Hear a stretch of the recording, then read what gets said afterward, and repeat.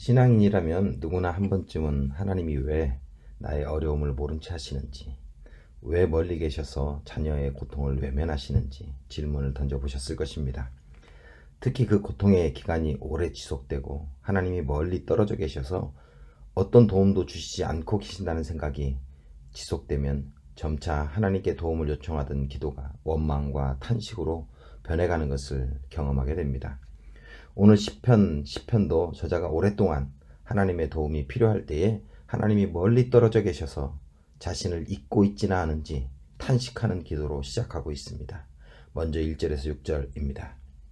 여호와여, 어찌하여 멀리 서시며 어찌하여 환난 때에 숨으시나이까? 악한 자가 교만하여 가련한 자를 심히 압박하오니 그들이 자기 베푼 꾀에 빠지게 하소서. 악인은 그의 마음에 욕심을 자랑하며 탐욕을 부리는 자는 여호와를 배반하여 멸시하나이다. 악인은 그의 교만한 얼굴로 말하기를 여호와께서 이를 감찰하지 아니하신다 하며 그의 모든 사상에 하나님이 없다 하나이다. 그의 길은 언제든지 견고하고 주의 심판은 높아서 그에게 미치지 못하오니 그는 그의 모든 대적들을 멸시하며 그의 마음에 이르기를 나는 흔들리지 아니하며 대대로 환난을 당하지 아니하리라 하나이다. 시인은 하나님의 사람들, 무죄하고 가련하고 고아처럼 하나님 외에는 도움의 손길을 찾을 수 없는 사람들이 어려움 가운데 있는데 하나님 도대체 어디 숨으셔서 나타나지 않으십니까? 라는 탄식으로 시작하면서 어떤 환난을 당하고 있는지 2절에 그 환난의 전체적인 모습을 묘사하고 있습니다. 악한 자가 가련한 자를 심히 압박하는 일이 지금 일어나고 있습니다. 여기서 압박한다는 단어는 저기를 가지고 쫓아다니는 것을 말합니다. 마치 자신을 죽이려는 원수를 쫓듯이 약한 자들을 쫓는 일들이 지금 일어나고 있습니다. 라고 기도를 시작하고 있습니다. 그리고 3절에서 6절에 그 악한 자들의 마음과 생각들이 어떠한지 설명하고 있습니다. 2절에 언급된 교만한 자는 자기 중심적인 사고를 하는 사람을 이야기하는데 그런 사람은 3절에 언급된 것처럼 자기 마음의 욕심과 욕망을 자랑하며 쫓아간다고 이야기합니다. 자신의 욕심과 욕망을 쫓는 교만한 마음은 하나님을 부정하게 만듭니다. 그래서 잠언 16장 18절은 교만은 패망의 선봉이요 거만한 마음은 넘어짐의 앞잡이니라 라고 하시는 것입니다. 5절에 언급하고 있는 것처럼 그들이 자신의 이익을 위해서 약한 자들을 속이고 핍박해도 하나님의 심판이 자신들에게 미치지 않는다는 확신 때문에 자신의 생각 속에 더 이상 하나님을 염두에 두지 않는 삶을 살고 있습니다. 자신의 마음이 욕심과 욕망으로 가득 차서 하나님께 내어줄 자리가 없는 상태에 이르게 되는 것입니다. 이런 사람들은 모든 것들이 자신의 뜻대로 자신의 계획대로 흘러가야만 만족하는 사람들입니다. 다른 사람뿐만 아니라 하나님이 그의 삶 가운데 개입할 여지를 남겨주지 않는 사람입니다. 왜 그들은 이런 상황까지 갔을까요? 자신들의 죄에 대한 처벌이 즉각적으로 이루어지지 않았기 때문입니다. 이렇게 말하면 마치 하나님이 바로 개입하지 않아서 그들이 죄인의 자리에 빠지게 되었다고 오해하는 사람이 생길 수 있습니다. 그런데 이 기다림은 하나님이 그들의 죄를 몰라서가 아니라 그들이 회개하고 구원에 이르기를 원하시기 때문이다라고 하십니다. 베드로서 3장 9절 말씀처럼 주의 약속은 어떤 이들이 더디다고 생각하는 것 같이 더딘 것이 아니라 오직 주께서는 너희를 대하여 오래 참으사 아무도 멸망하지 아니하고 다 회개하기에 이르기를 원하신다라고 말씀하십니다. 그러나 교만한 자들은 그러한 하나님의 생각보다 자신의 마음과 생각을 더 앞세웁니다. 그래서 6절처럼 자신은 결코 흔들림이 없이 대대로 행복하고 만족스러운 삶을 계속 살아갈 거라고 확신합니다. 이러한 헛된 확신이 그들의 마음에 있던 죄를 말과 행동으로 옮기도록 자신감을 불어넣게 됩니다. 7절에서 11절입니다. 그의 입에는 저주와 거짓과 포악이 충만하며 그의 혀 밑에는 잔해와 죄악이 있나이다. 그가 마을 구석진 곳에 앉으며 그 은밀한 곳에서 무죄한 자를 죽이며 그의 눈은 가련한 자를 엿보나이다.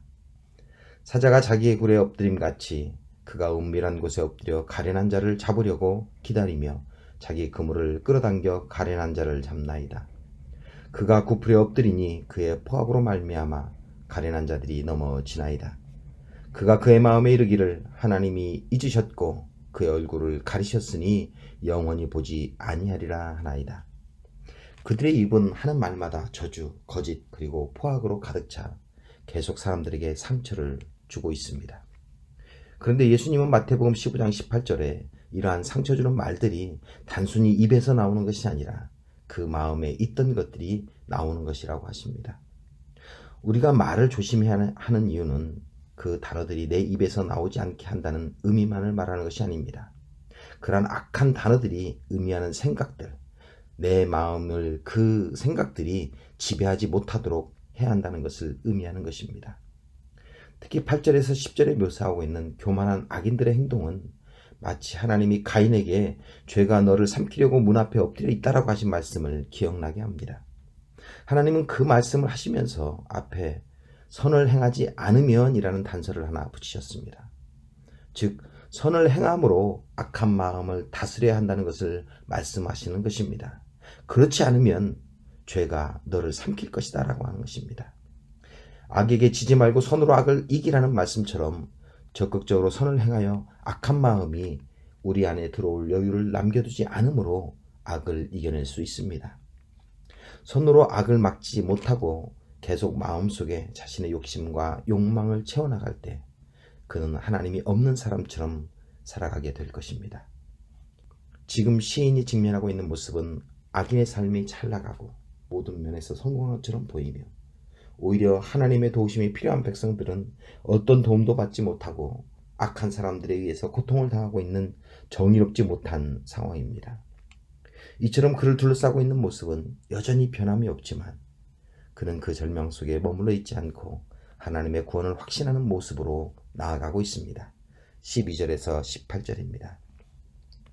여호와여 일어나옵소서, 하나님이여 손을 드옵소서, 가난한 자들을 잊지 마옵소서.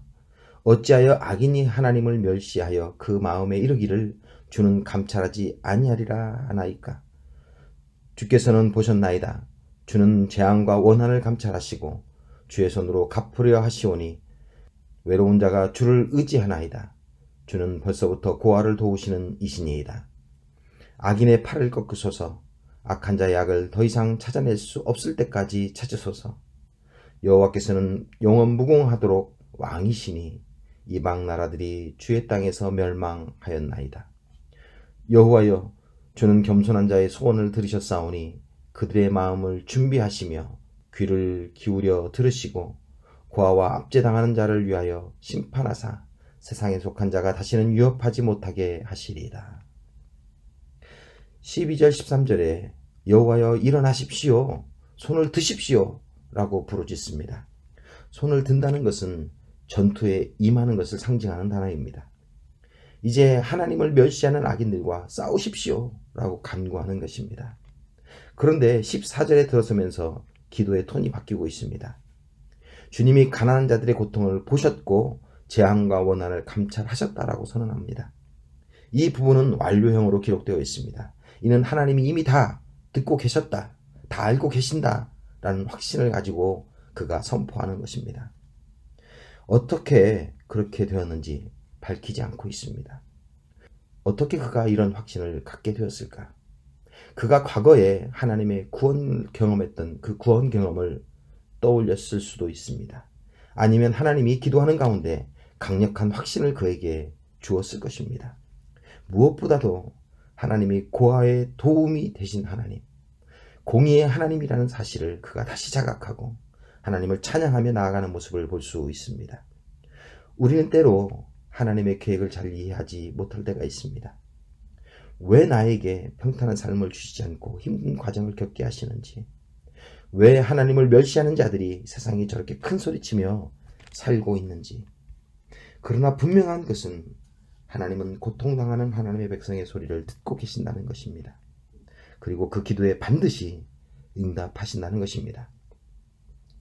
상황이 바뀌지 않는 것처럼 보인다고 할지라도 공의의 하나님을 신뢰하고 믿음으로 기다릴 때에 하나님의 약속은 반드시 현실이 된다는 사실을 기억하십시오. 여러분의 기도에 대한 응답이 더딘 것처럼 보일지도 모릅니다. 그러나 하나님은 여러분이 통과하고 있는 이 어려움의 시간을 여러분보다 더 안타까운 마음으로 응답하실 그때를 기다리고 계신다는 사실을 기억하십시오. 늦은 것 같지만 가장 정확한 때에 하나님은 응답하십니다. 그 하나님을 신뢰하십시오. 그리고 하나님의 응답을 기대하며 기다리십시오. 오늘도 여러분의 기도 가운데 오늘 시인이 가졌던 응답의 확신이 함께 하시기를 축복합니다. 하나님은 우리의 왕이십니다. 기도하겠습니다. 하나님, 정말 왜 나에게 이런 힘든 일이 있는지, 왜 하나님을 멸시하는 자들이 더 빨리 진급하고 더 풍성한 삶을 사는지 이해할 수 없을 때가 많습니다. 그러나 하나님은 자녀의 기도를 들으시며 응답하시는 하나님이심을 믿습니다. 나의 기도가 찬송이 되게 하옵소서. 감사합니다. 예수님의 이름으로 기도드립니다. 아멘.